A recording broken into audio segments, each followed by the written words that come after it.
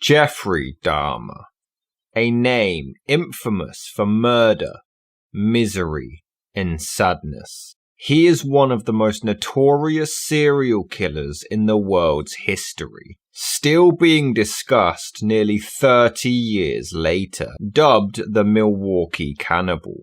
But what led to this psychotic rampage that nearly went undetected for over a decade? Hello and welcome to Seeking Answers, and this is the life and crimes of Jeffery Dahmer.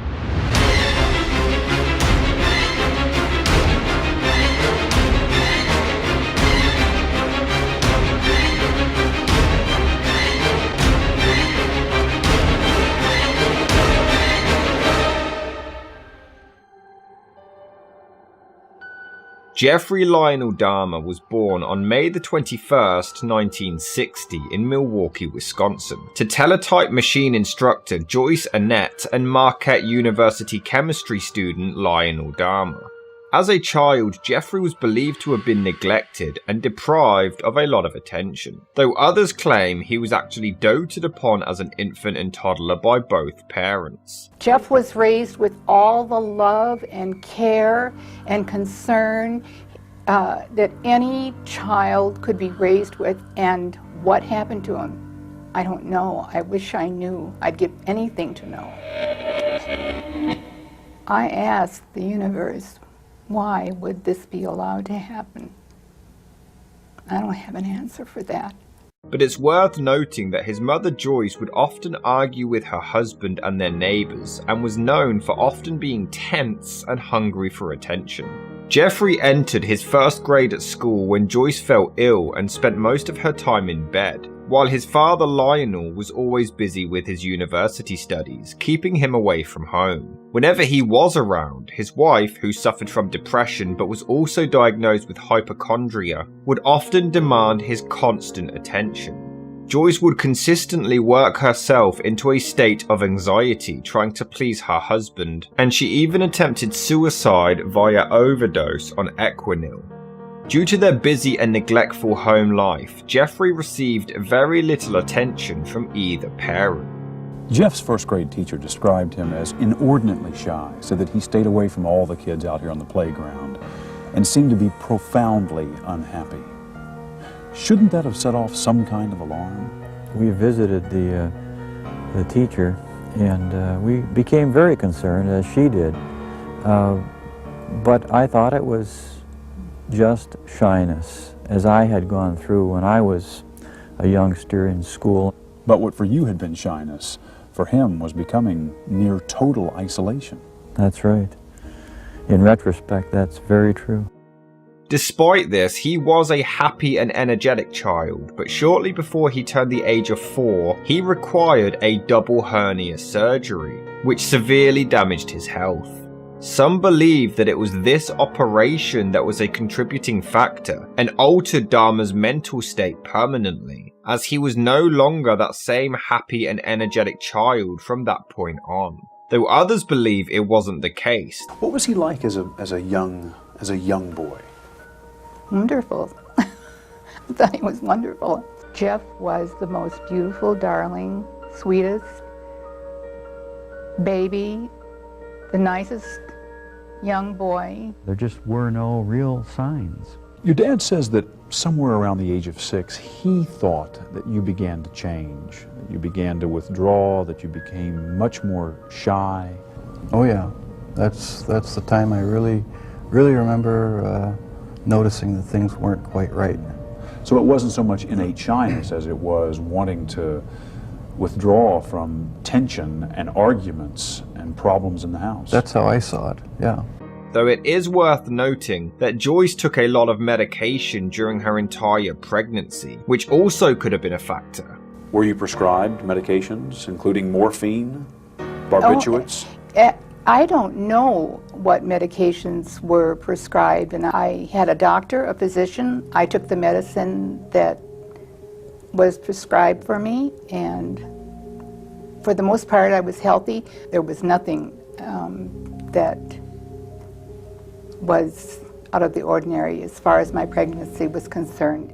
And some believe that Jeffery showed signs of Asperger's syndrome, though this was never diagnosed. He would witness a lot of tension and frequent arguments between his parents during his early years, and as he started elementary school, he was quiet and timid. One teacher even suspected that he was being neglected due to his mother's illness, but no further investigation was done. There were times when he heard the shouting and he went outside and just left the house.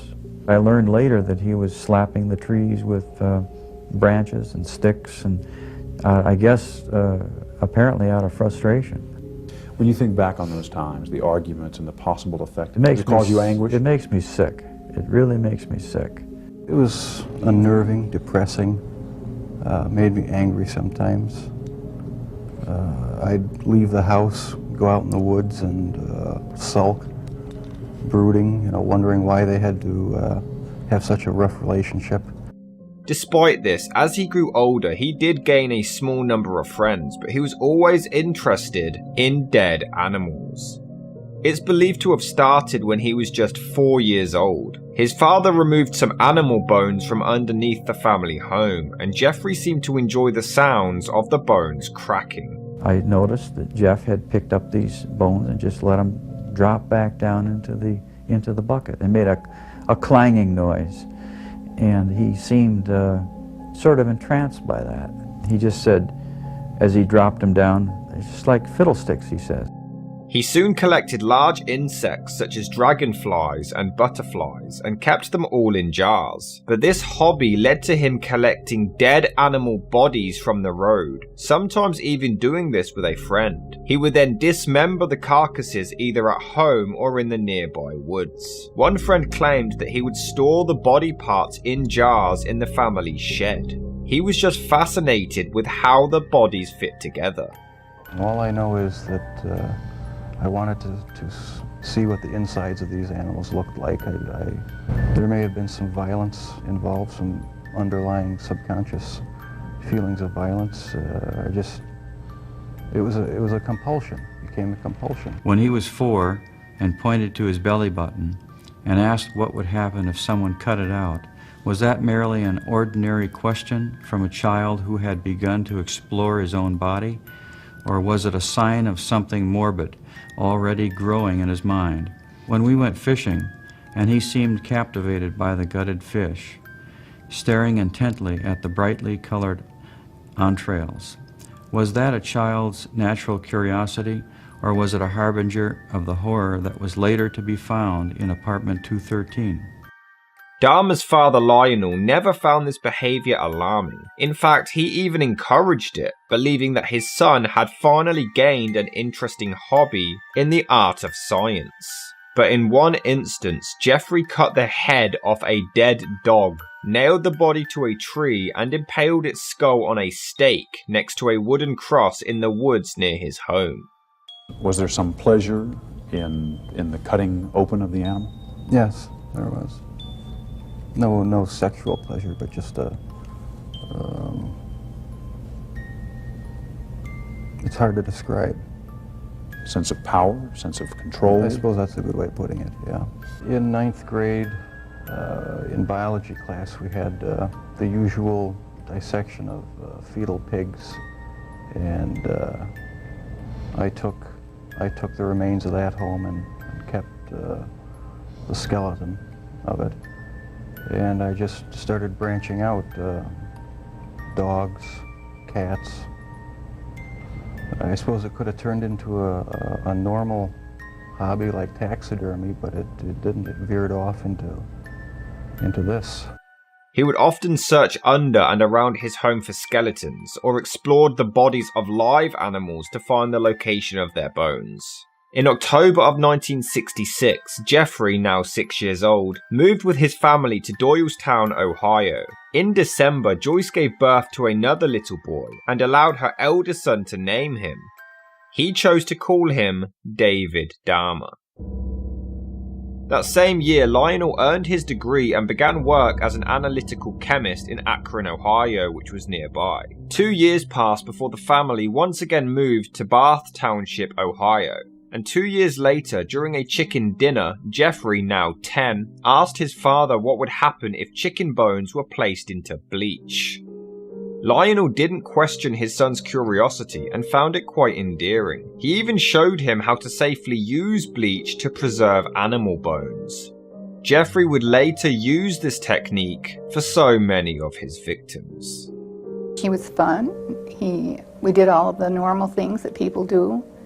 If I'd seen something that had been a clue of any kind, I'd like to think that I would have done something about it immediately. No, there wasn't anything unusual about Jeff. As Jeffrey Dahmer started at Revere High School, he was often seen as the outcast. He began drinking hard alcohol at the age of 14, telling classmates it was just his medicine. His friends noticed him smuggling the booze into class, even storing them in his locker.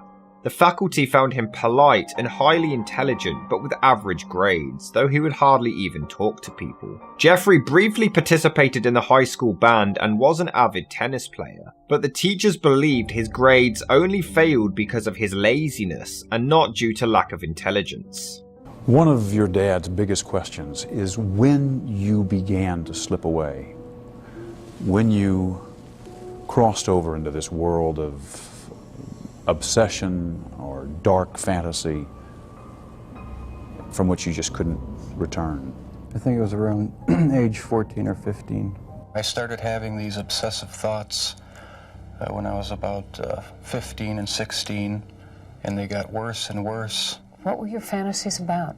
They were sexual fantasies of control, power, complete dominance. They became reality. Was there pleasure in that fantasy? There was excitement, fear, pleasure, all mixed together. By the time he hit puberty, Jeffrey discovered that he was gay, though he did not inform his parents. Never understood it.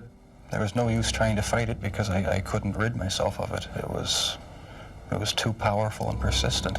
Do you dislike it? Yes, it's caused a lot of problems for me. A lot of conflicts and unanswered questions. Did you ever consider talking to your parents, to your dad, about homosexuality? Is that something that you felt you could ever raise? Early on, I really didn't know that much about it myself. All I knew was that it was something that was to be kept hush-hush, not talked about, not even thought about. So I just kept it all within me and never talked about sexual issues at all, really, with anybody. If Jeff had come to you and said, "Dad, I'm a homosexual," how would you have reacted? I think I would have started in on a program to try to change his thinking. So you would not have been accepting? No. Do you believe to this day that he is, as a homosexual, living in a state of sin? If you believe the inspired word of God, which I do, that is sin. It's repugnant to God. Do you think Jeff was ashamed of his homosexuality? I think so. In his early teen years, he had a short relationship with an unknown teenage boy, though they never had sexual intercourse. However, it was this relationship where Dahmer began to fantasize about dominating and controlling a male partner. However, these fantasies would escalate until he began to dream of dissecting them as well. It's a process. It doesn't happen overnight. When you depersonalize another person and view them as just an object for pleasure instead of a living, breathing human being, it seems to make it easier to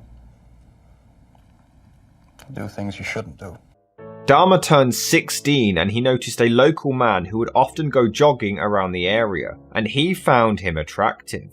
Jeffrey hid inside some bushes with a baseball bat, waiting for the man to run past, but on this particular day, he didn't show up, and no incident occurred. This was, however, Jeffrey Dahmer's first ever attempt at attacking someone.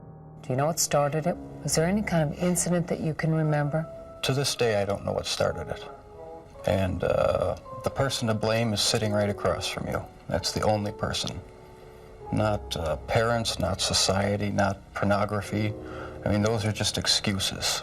Despite being quiet, Dahmer would often stage pranks at school, becoming known as the class clown, even leading to him faking epileptic seizures or cerebral palsy at school or in local supermarkets.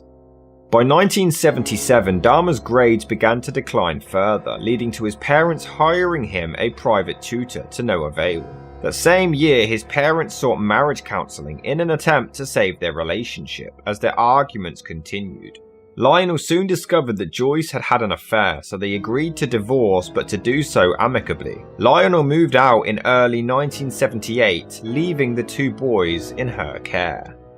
Jeffrey continued his drinking problem, even leading to a teacher spotting him sitting near the school's car park, downing several cans of beer. They threatened to report the incident, but Jeffrey claimed he was experiencing a lot of problems at home and that the school's guidance counselor was fully aware of them. Just a few weeks later, Dahmer graduated from high school.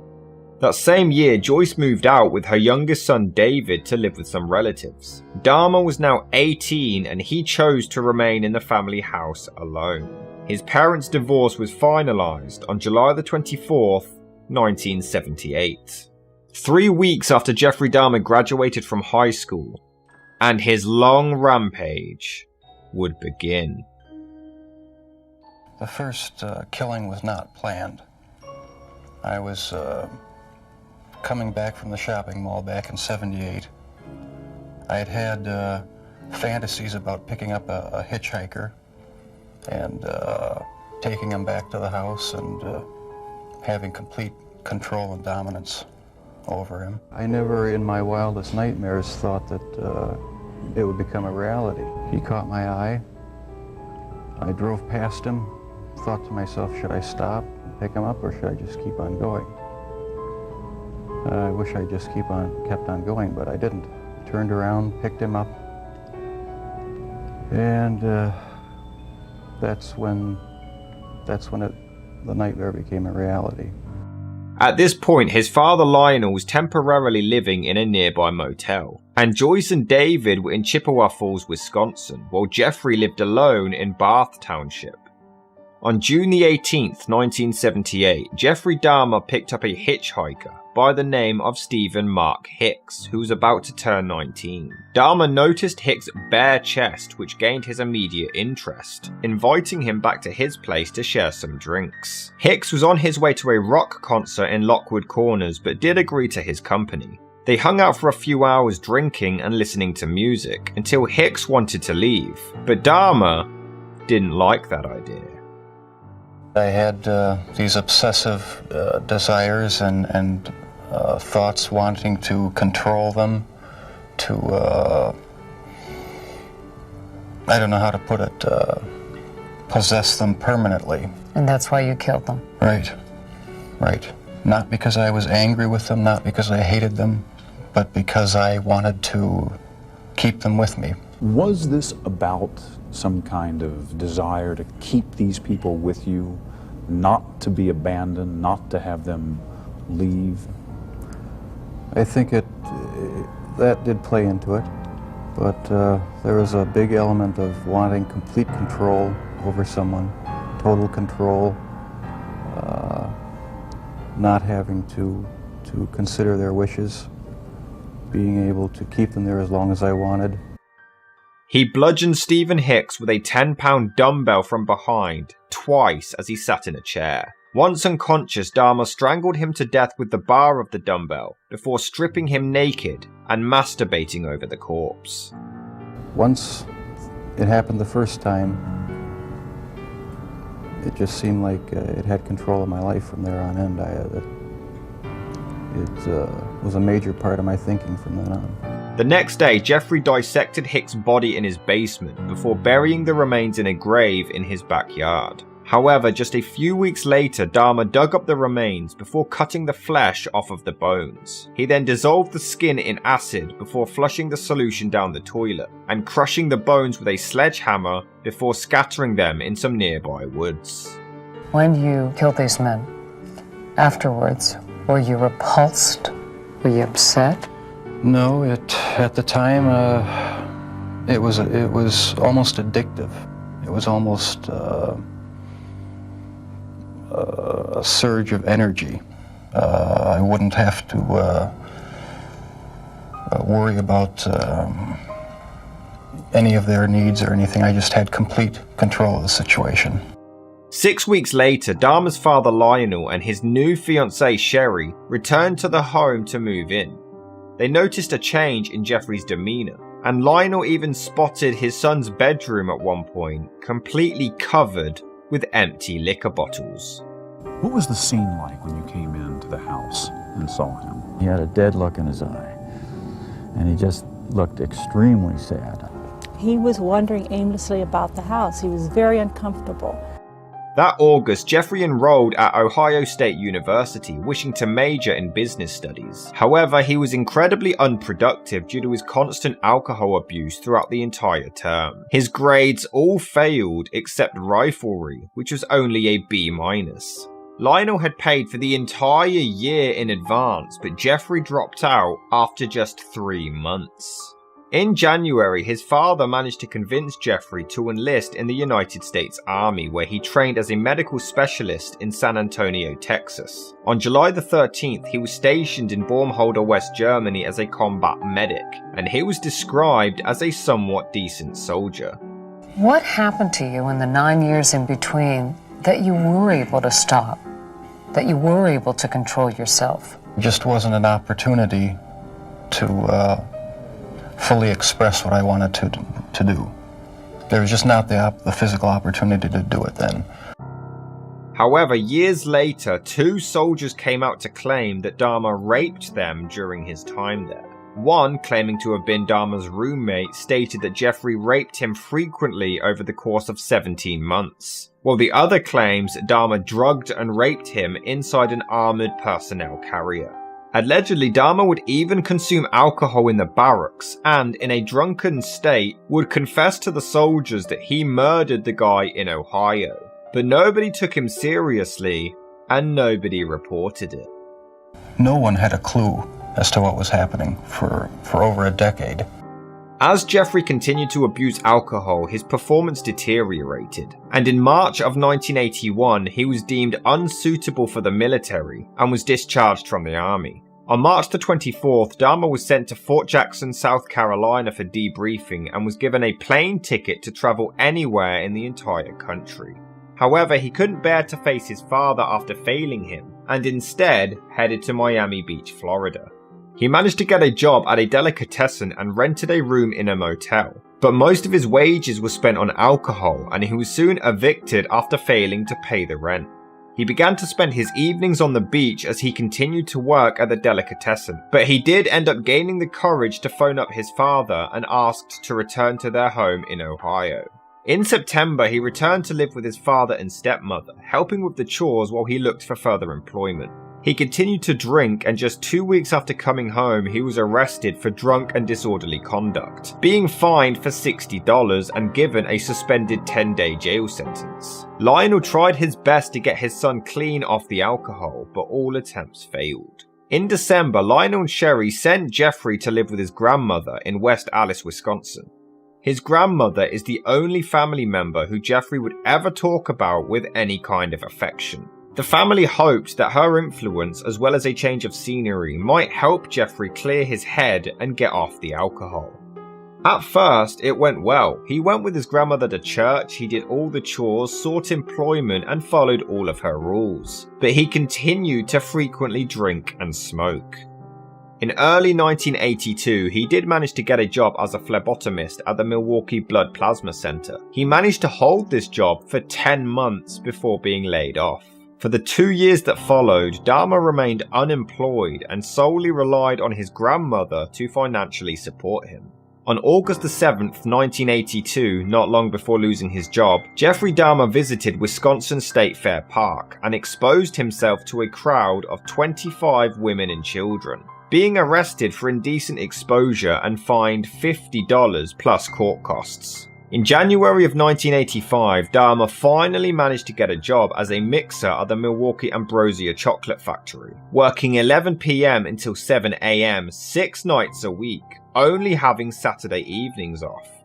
Not long after getting the job, Dahmer was in the West Allis Public Library when another man threw a note at him, offering him oral sex. Dahmer didn't respond, but it did reignite the dominant fantasies he had as a teenager, leading to Dahmer frequently visiting Milwaukee's gay bars, gay bathhouses, and bookstores.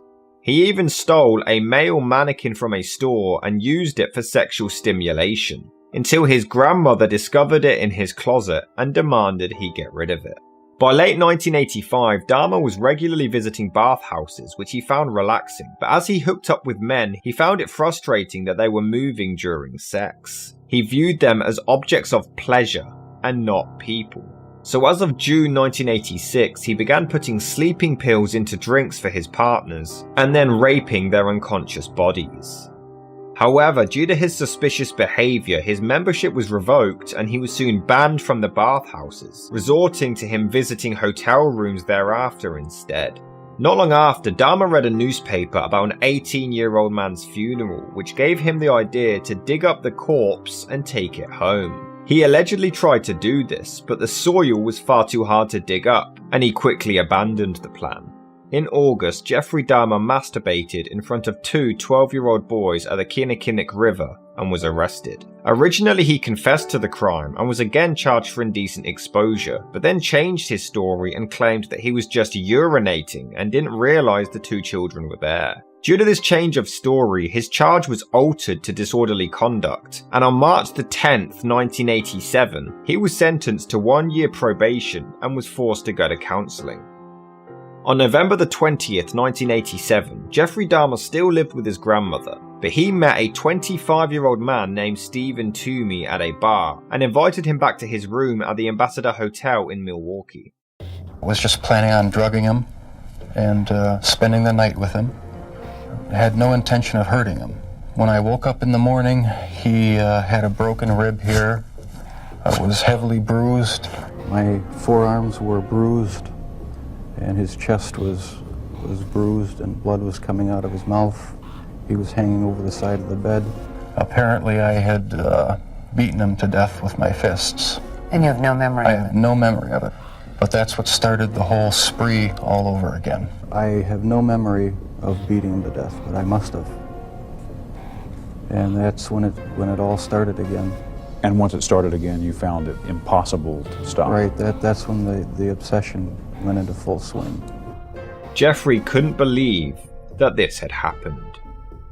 Dahmer shoved Toomey's body into a large suitcase to transport it to his grandmother's home. A week later, he severed the head, arms and legs before cutting the bones out from the body, and then cutting the flesh into small enough pieces to handle. He then placed the skin inside plastic bags, wrapped the bones inside a sheet, and pounded them into splinters with a sledgehammer.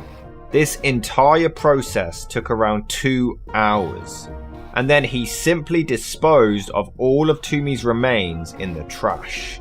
All except for his head. As my obsession grew,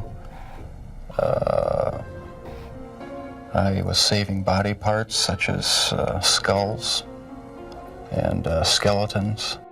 Dahmer kept it wrapped in a blanket, and after 2 weeks he boiled it in a mixture of Soilex and bleach to try to retain the skull, which he then used for masturbation. Was there something sexual in the dismemberment of the bodies for you?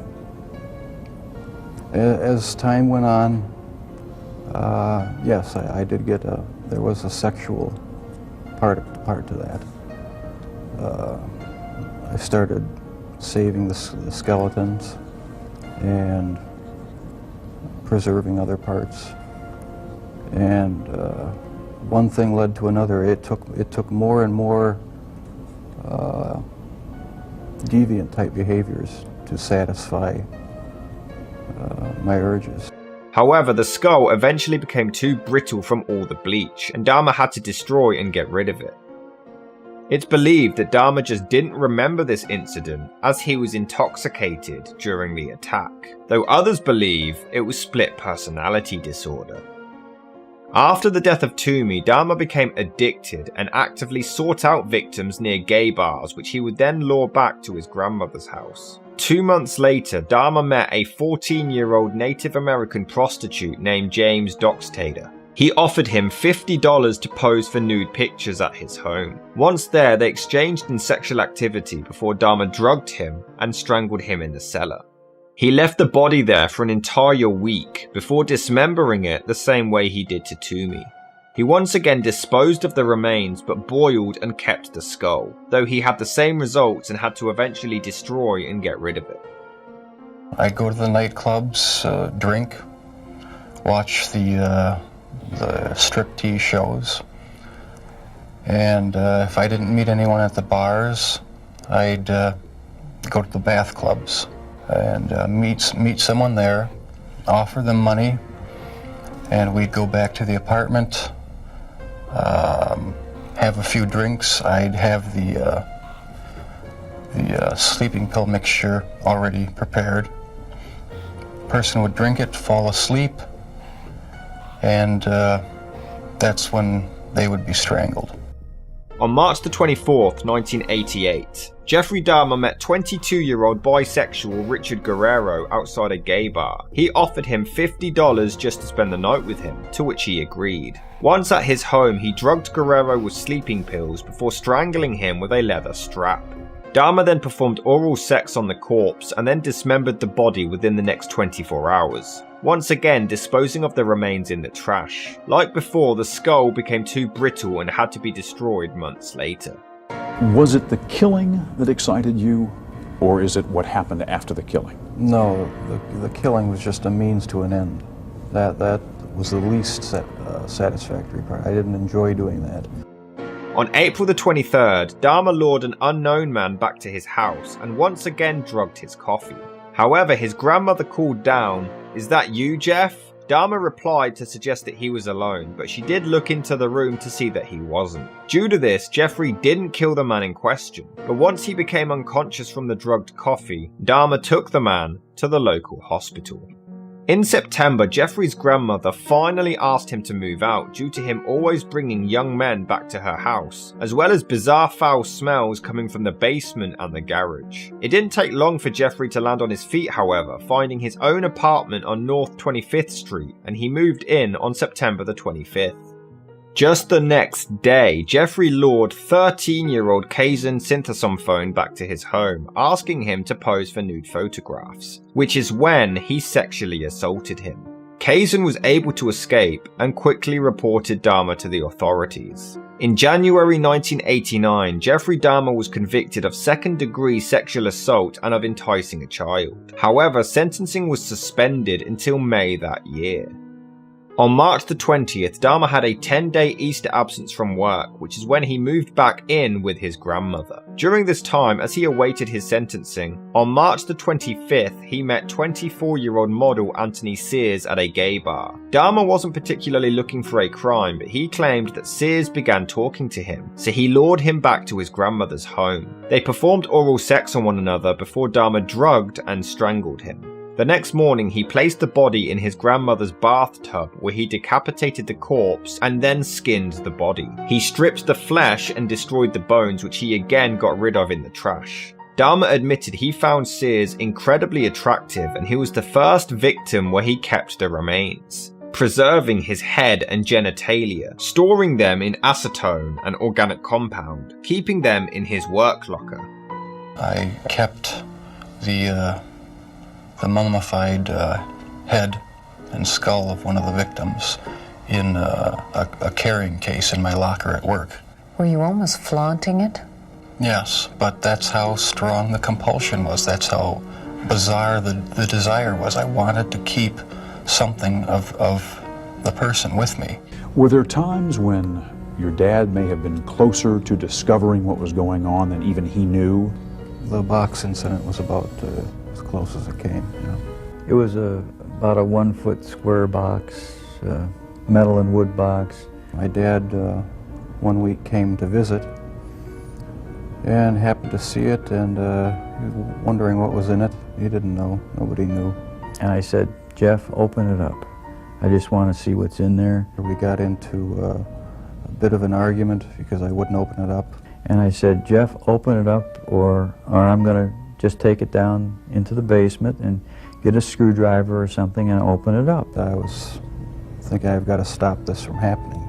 He got angry, very visibly agitated. I thought, it's all going to come crashing down now. Not fathoming what could be in that box, I said, okay, we'll just open it up tomorrow then, and then let's get rid of it, whatever it is. What was in the box? The mummified head and genitals of a young man I met in one of the bars down in Milwaukee. But the box was never opened, not in my dad's presence. On May the 23rd, 1989, Jeffrey Dahmer was sentenced to 5 years probation and 1 year in the House of Correction with work release, so he was able to keep his job, but he had to register as a sex offender. 2 months before the release of his work camp, he was paroled, and during this time he moved back in with his grandmother temporarily. But on May the 14th, 1990, he moved out to the Oxford Apartments on North 25th Street in Milwaukee, Wisconsin, taking the remains of Anthony Sears with him to his new home. Could someone like you be stopped? Could you be helped? No, I was dead set on going with this compulsion. It was the only thing that gave me any satisfaction. Within just 1 week of moving in, Dahmer met 32-year-old prostitute Raymond Smith, promising him $50 for sex. Once inside his apartment, Dahmer gave him a drink with 7 sleeping pills laced inside, and then strangled him to death. The next day, Jeffrey bought a Polaroid camera, taking several pictures of the body in various positions before dismembering him in the bathroom. He boiled the legs, arms and pelvis in a steel kettle with Soilex, which allowed him to then rinse the bones in his sink. He proceeded to dissolve the rest of the remains in acid, but kept the skull. He spray painted it and kept it alongside the skull of Sears in a filing cabinet. Why did you photograph them? It was my way of remembering their appearance, their physical beauty. If I couldn't keep them there with me whole, at least I felt that I could keep their skeletons. On May the 27th, Dahmer lured an unknown man back to his apartment, but on this occasion, Jeffrey accidentally drank the wrong drink and consumed the drugged one, passing out himself. Once waking up the next day, he realized the survivor had stolen several items of clothing, $300 and a watch. Dahmer chose to not report this incident to the police, though he did inform his probation officer that he had been robbed. In June, Dahmer lured a 27-year-old acquaintance of his by the name of Edward Smith to his apartment, where he drugged and strangled him to death. Edward was a known associate of Dahmer, and the reason for the sudden murder is unknown. For a change of routine, however, Jeffrey decided to place Smith's entire skeleton in the freezer for several months, hoping to retain the moisture, but this failed, and he would dissolve the remains in acid months later. He did intend to keep the skull as usual, but he placed it in his oven to dry, and it ended up exploding. Dahmer felt awful about this death, as he was unable to keep any body parts as a trophy for the murder. There was no time when you would see them and say, "This is grotesque. What have I done?" There were times, but the compulsive obsession with doing what I was doing overpowered any feelings of revulsion. Doing what I did was my way of feeling in complete control, at least for that situation. Creating my own little world where I had the final say, where I could completely control a person that I found physically attractive, and keep them with me as long as possible, even if it meant just keeping a part of them. Just shy of 3 months later, Dahmer met 22-year-old Ernest Miller and asked him back to his place for $50, and claimed he wanted to listen to his heart and stomach. Once home, he attempted to give Ernest oral sex, but Miller claimed it would cost him extra, leading to Dahmer drugging his drink before slashing his neck with a knife. Ernest Miller died within 2 minutes. Did you want to try to stop? Yes, I tried. I tried to stop. Jeffery then posed the naked body in different positions before taking photographs and then dismembering it in the bathtub. He would also often kiss and talk to the severed head during the entire process. Dahmer wrapped his heart, biceps, and parts of flesh from the legs in plastic bags and even put them in his fridge to eat at a later time.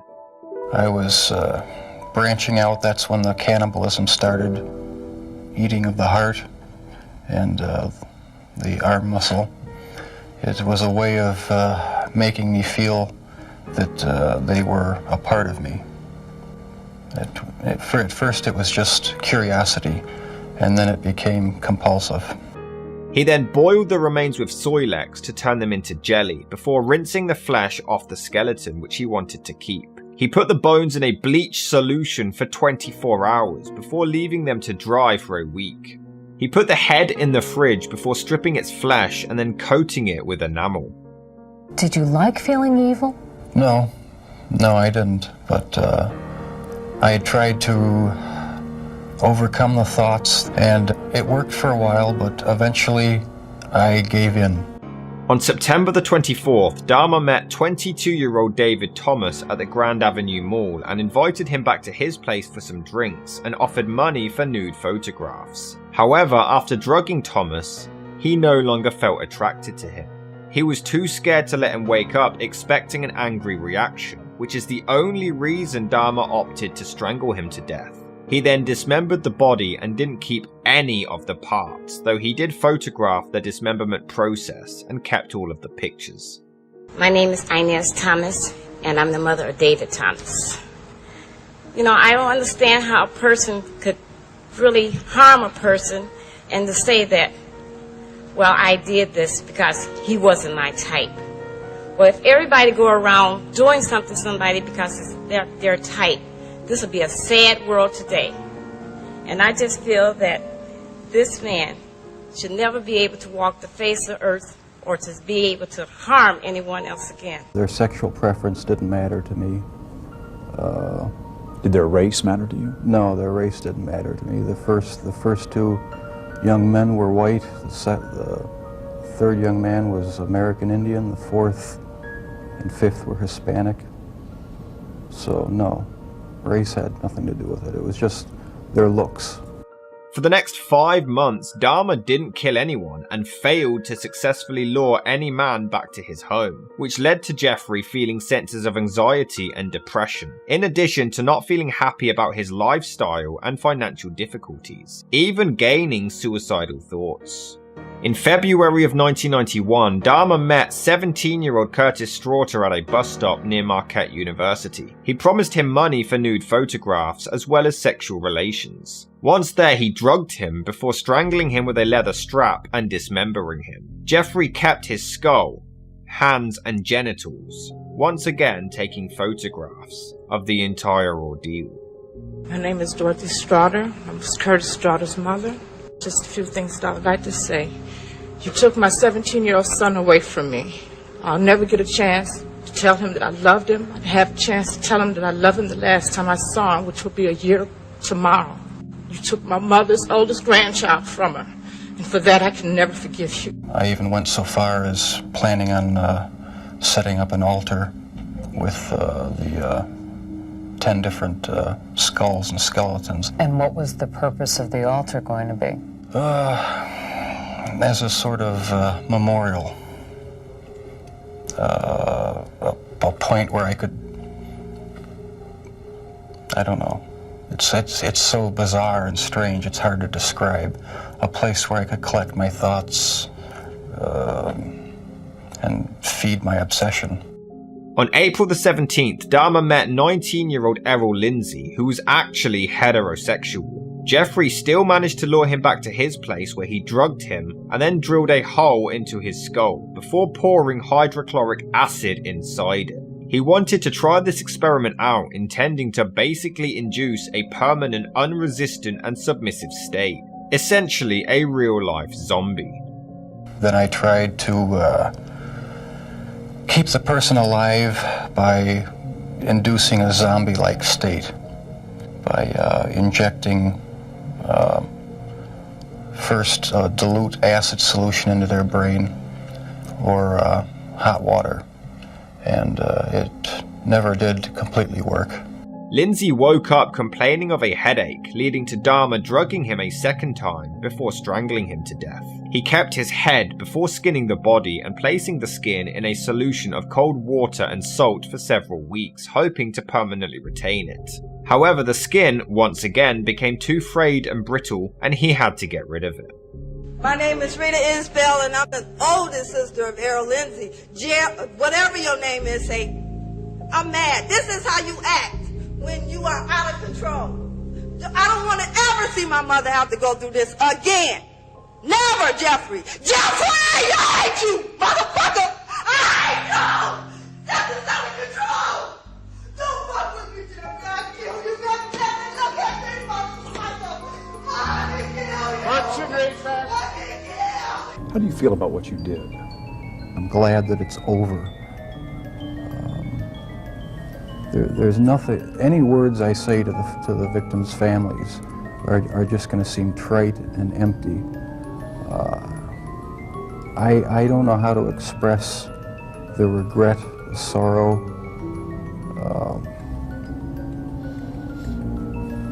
that I feel for what I've done for their sons. I can't find the right words.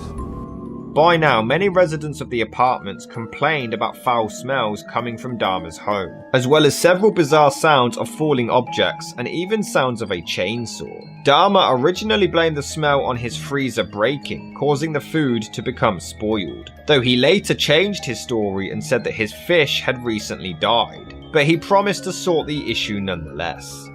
On May the 24th, Jeffrey met 31-year-old Tony Hughes and promised him money in exchange for nude photographs. Hughes was deaf and mute, so the two communicated with handwritten notes. Dahmer drugged and strangled him on his bedroom floor. My name is Shirley Hughes, and I'm Tony Anthony Hughes' mother. I would like to say to Jeffrey Dahmer that he don't know the pain, the hurt, the loss, and the mental state that he had put our family in. 2 fingers and 1 thumb means I love you in sign language. My son was deaf. On May the 26th, just 2 days later, before he had even dismembered the body of Hughes, Dahmer met 14-year-old Konorak Sinthas on phone, who coincidentally was the younger brother of Kazan, who Jeffrey had molested just a few years earlier. Dahmer offered him money to hang out with him and pose for some pictures. Originally he was reluctant, but then changed his mind, posing in his underwear, before Dahmer drugged him and performed oral sex whilst he was unconscious. Jeffrey then drilled into his skull before injecting hydrochloric acid. Before he fell unconscious, Dahmer had led the boy into his room, where the corpse of Tony Hughes still resided. Dahmer believes that Konorak saw the body but didn't react, probably due to the sleeping pills. Once unconscious, Dahmer drank several beers next to the body before leaving the apartment to drink at a bar and buying more alcohol. During his absence, Konorak awoken and left the apartment but was dazed from the acid injected into his brain. He was naked, drugged, and bleeding from the rectum.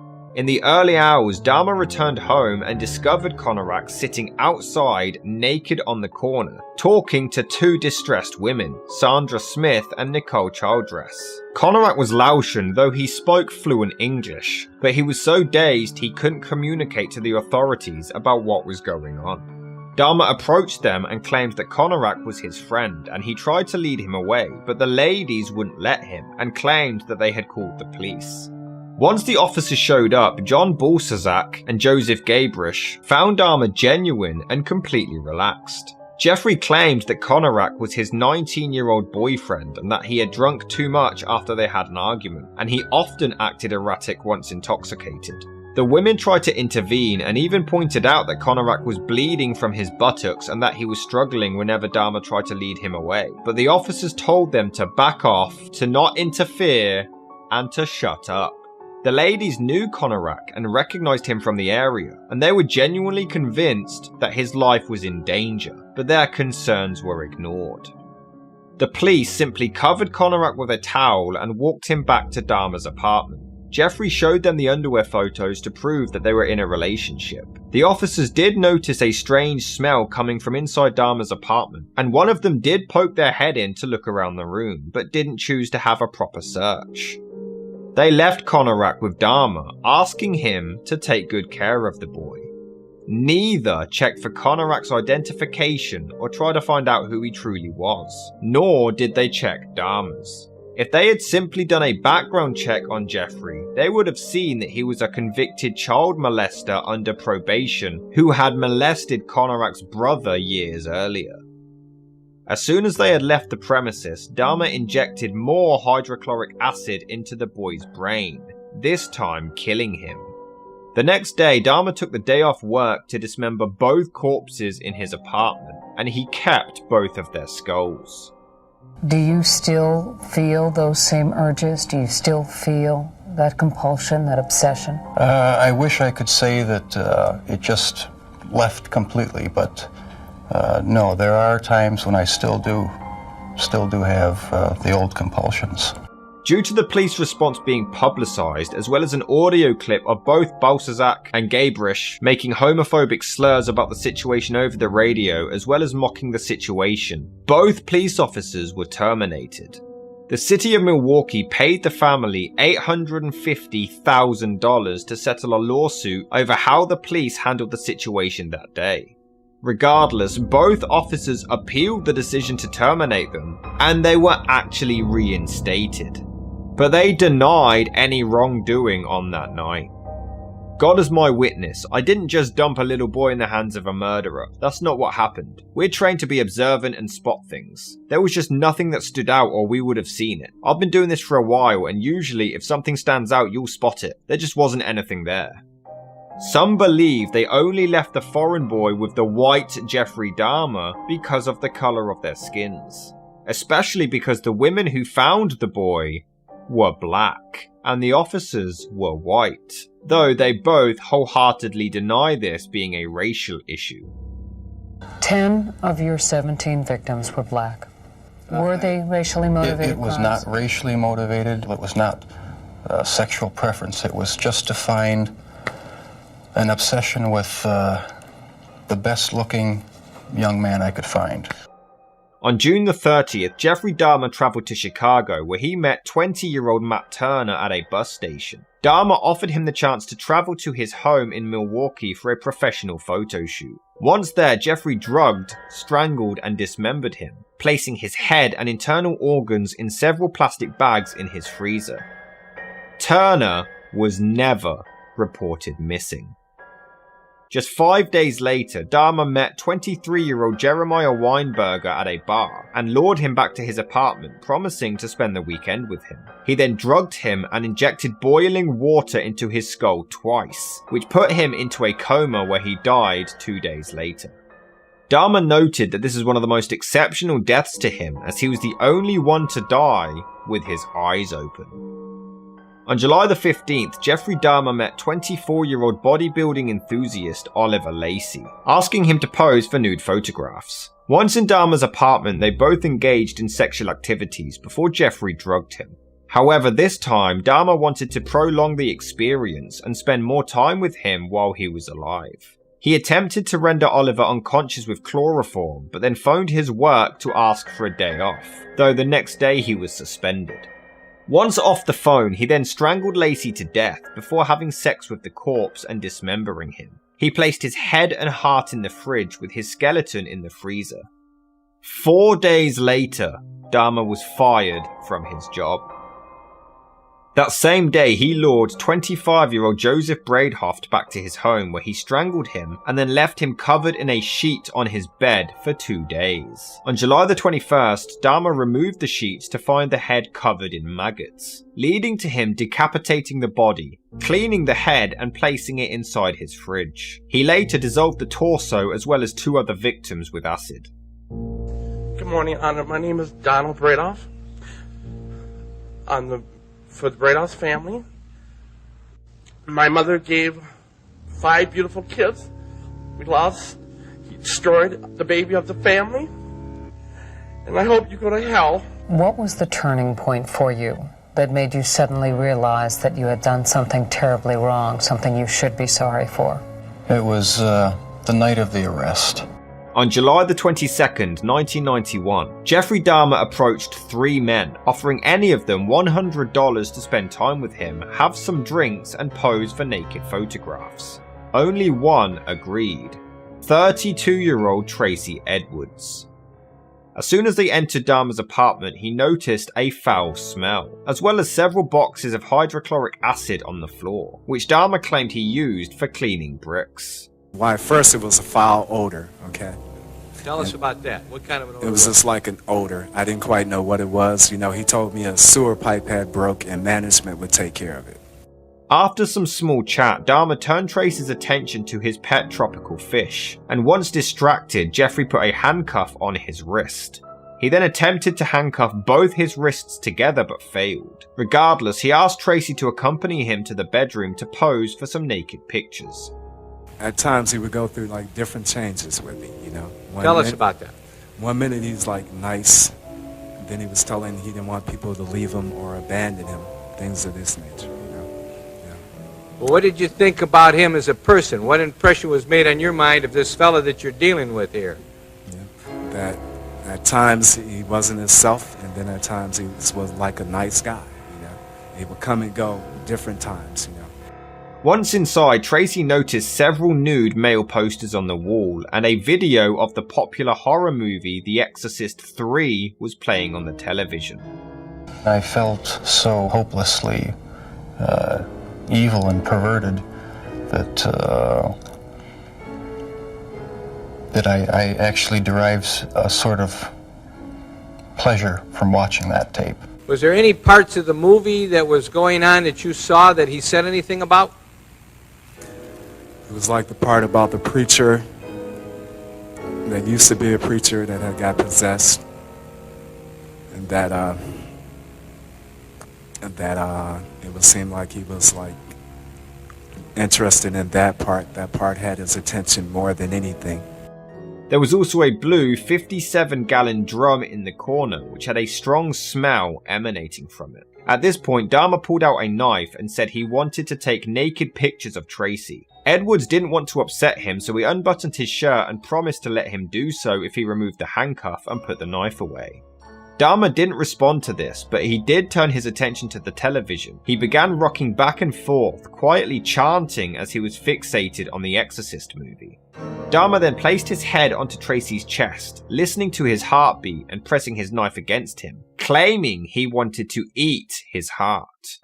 Tracy insisted that he was Dahmer's friend and promised to not run away, though he was internally planning to either jump out one of the windows or run through the front door that he remembered Dahmer didn't lock. Tracy asked to use the bathroom and then requested for them to sit in the living room together to have some drinks, stating he needed the air conditioning. Once there, after Dahmer lost his concentration, Tracy once again asked to use the bathroom, but then quickly punched Jeffrey in the face and sprinted out of the front door. At 11:30 p.m, Tracy Edwards managed to flag down 2 Milwaukee police officers, Robert Roth and Rolf Mueller. They noticed the handcuffs still attached to his wrist, and he claimed that a freak had put them on him, but their handcuff keys failed to remove them. He then took the officers to the home of Jeffrey Dahmer, where Tracy had just spent 5 hours being held captive. I have no memory of what happened during the 6 hours before the last victim ran out of the apartment. I heard a knock on the door, and the police were there with the last victim. They asked me where the key was to the handcuffs. My mind was in a haze. I sort of pointed to the bedroom, and that's where they found the pictures. And they yelled, "Cuff him." Once there, Dahmer invited Tracy and the police officers inside and openly confessed to putting the handcuff on him, but didn't explain why. Tracy then retold the story of Dahmer pulling a knife on him in the bedroom. Jeffrey didn't react to this, but informed them that the key to the cuffs was in his bedroom. Dahmer went to retrieve the key himself but was stopped, as Mueller instead entered and quickly found the knife under the bed. He also found an open drawer containing several Polaroid pictures of him dismembering so many of his victims. They recognized the apartment from the pictures and realized that this was real. As soon as he returned, photos in hand, Dahmer tried to fight them off to resist arrest, to no avail. As he was on the floor being handcuffed, Jeffrey Dahmer stated, "For what I did, I should be dead," before he was taken to the patrol car and finally arrested. It was just the realization that there was no point in trying to hide my actions anymore.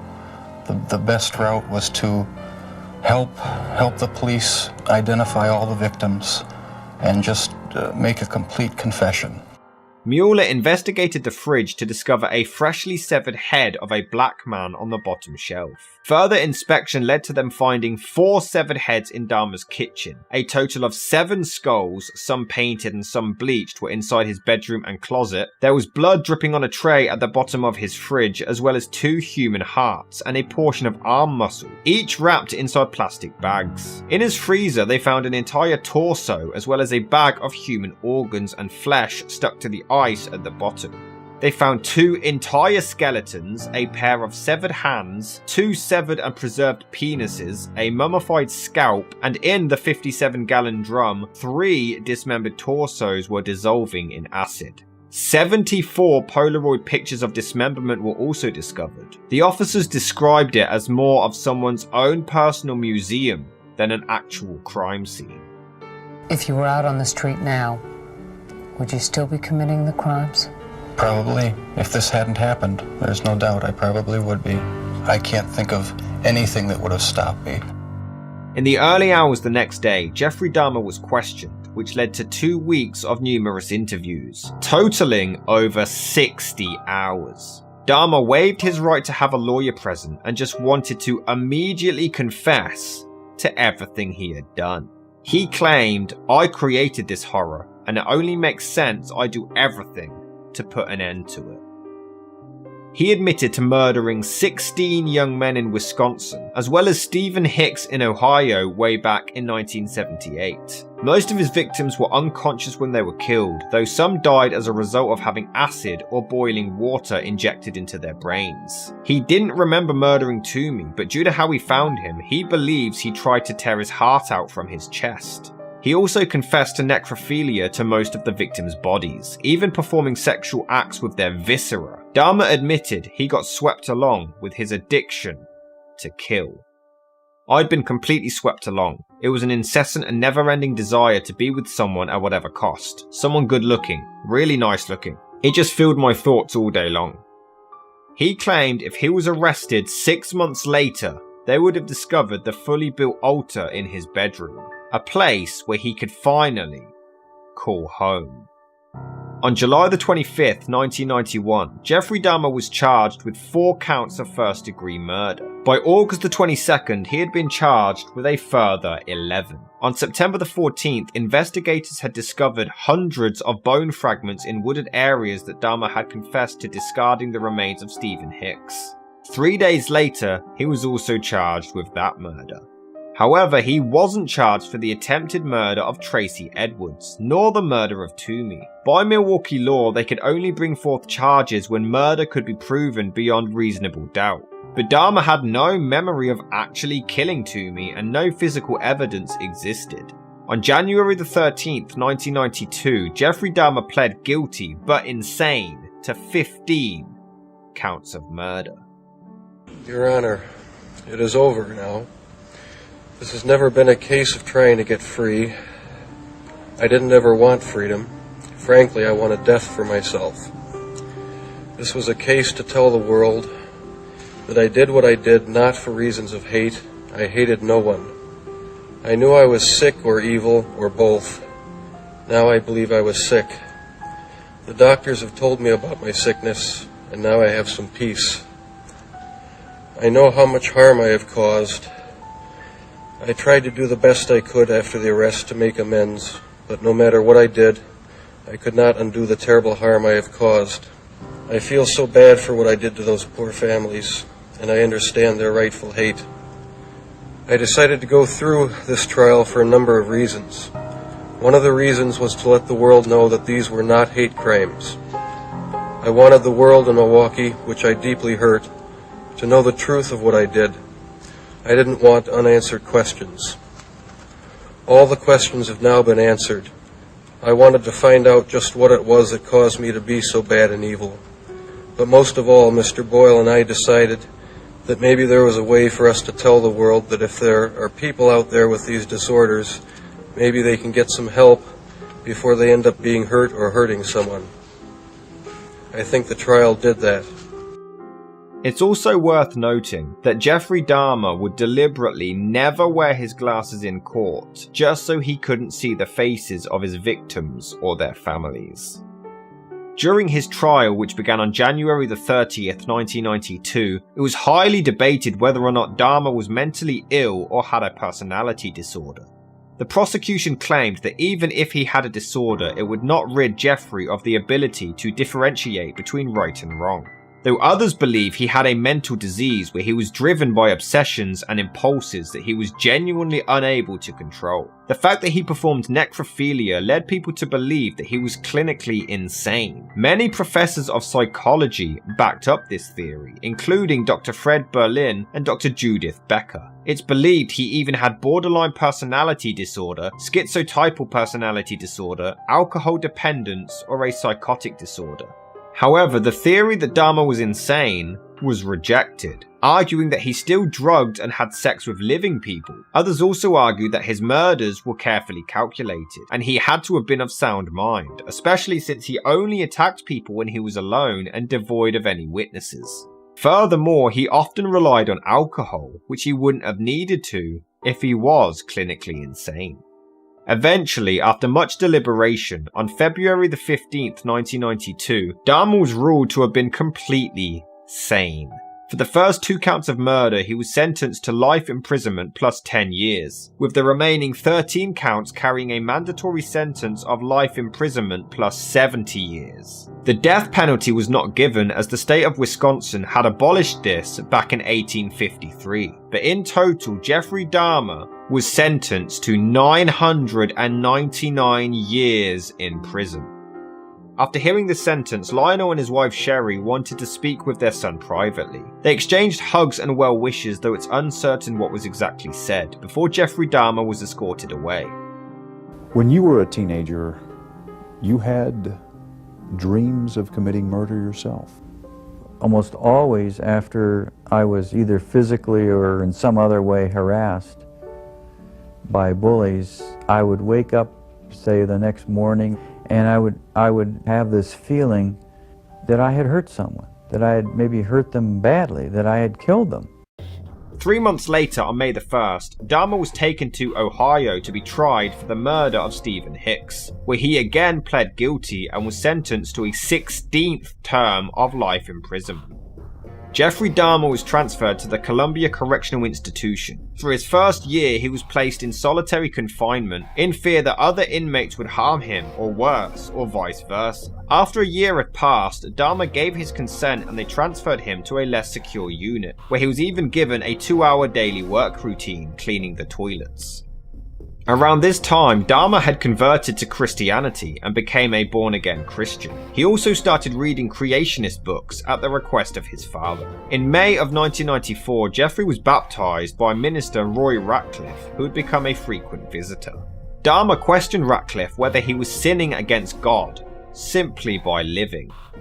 If a person doesn't think that there is a God to be accountable to, then what's the point of trying to modify your behaviour to keep it within acceptable ranges? That's how I thought anyway.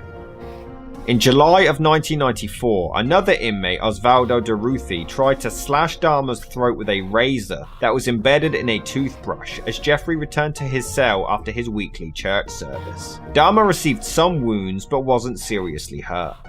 According to many witnesses, including Jeffrey's own family, he was ready to die and had been for a while. He happily endured any punishment in prison because he knew that he deserved it.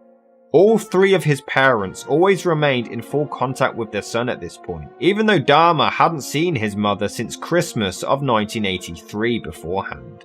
Your dad has wondered about all kinds of things, from the medication that your mom was on during her pregnancy, to the fact that you were exposed to violent arguments in the home from an early age and continuing, to the possibility that he might have passed on some genetic propensity for obsession or violent behavior.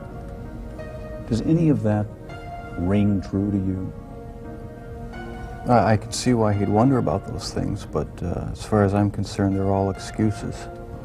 I feel it's wrong for people who commit crimes to try to shift the blame onto somebody else, onto their parents or onto their upbringing or living circumstances. I think that's just a cop-out. I take full responsibility. Dahmer even told his mum during this time he doesn't care if he gets abused or killed, because he said it just didn't matter anymore. On the morning of November the 28th, 1994, Jeffrey Dahmer left his cell to check his usual assigned work routine. He went with two inmates, Jesse Anderson and Christopher Scarver, but the trio were left unsupervised in the showers of the gym for only around 20 minutes. At 8:10 AM, Jeffrey Dahmer was discovered on the floor with extreme head and facial wounds, having been bludgeoned with a metal bar. His head had also been struck against the wall several times. Dahmer was still alive but was rushed to hospital, though he died an hour later. Jesse Anderson had also been beaten and also passed away just 2 days on. Christopher Scarver was serving a life sentence after committing murder in 1990, and he claimed he attacked Dahmer as he was cleaning a staff locker room before turning on Anderson. He stated Jeffrey Dahmer didn't even yell or make any sounds during the attack. Afterwards, he casually went back to his cell and informed a prison guard that God told him to do it. He claims he didn't plan the attack, though he later admitted he hid a 20-inch iron bar in his clothing shortly before killing them. He later claimed that he attacked them because they had both poked him in the back as they were working, and then proceeded to laugh at him. He claimed he approached Dahmer with a newspaper about his killings and asked if they were true, but Jeffrey was fairly unresponsive, making him even angrier. He claimed that Dahmer often upset other inmates by shaping his food like severed limbs and using ketchup to imitate blood. He claimed prison staff knew he hated Dahmer and deliberately left them alone, hoping he would kill him. Dahmer was so hated by other inmates that he always needed at least one guard to walk with him to other locations. Weirdly, Jeffrey Dahmer stated in his will that he didn't want any services for his death. But he did want to be cremated. His ashes were divided between his parents. After hearing the news, Joyce responded to the media in an angry rage. Now is everyone happy? Now that he's bludgeoned to death, is that good enough for everyone? Most of the public were pleased with his death, though others cited that it was still murder and Scarver was anything but a hero. On May the 15th, 1995, Scarver was sentenced to 2 more terms of life imprisonment for the 2 new murders. The Oxford Apartments at 924 North 25th Street in Milwaukee, where Dahmer had killed so many of his victims, was completely demolished in November of 1992, and it now remains a vacant lot. There were plans to turn the land into a memorial garden for the victims, but nothing has since materialized. Between 1978 and 1991, Jeffrey Dahmer is confirmed to have murdered a minimum of 17 men, 12 of which were in his apartment in North 25th Street in Milwaukee, Wisconsin. Lionel Dahmer is now retired and still lives with his second wife Sherry, both of which refused to change their last name and continue to profess their love for their son despite his crimes. Lionel even released a book in 1994 called A Father's Story, trying to find out where, why and how he failed so much as a father, and he even donated some of the profits to the victims' families. Most of the community showed support for them, though others did blame them for negligent parenting. Joyce sadly passed away from cancer in November of 2000, and Jeffrey's younger brother David has since changed his last name and has vanished from the public eye and hasn't been heard from since. Jeffrey Dahmer, the Milwaukee Cannibal, left his mark on this world and still gets talked about nearly 30 years later. From a troubled childhood of neglect to dangerous alcohol abuse, there's many conflicting theories to what sent this young man on a horrible journey of murder and misery. What truly caused this horrific rampage to have begun? It's been 26 years since he left the world, and we are still seeking answers.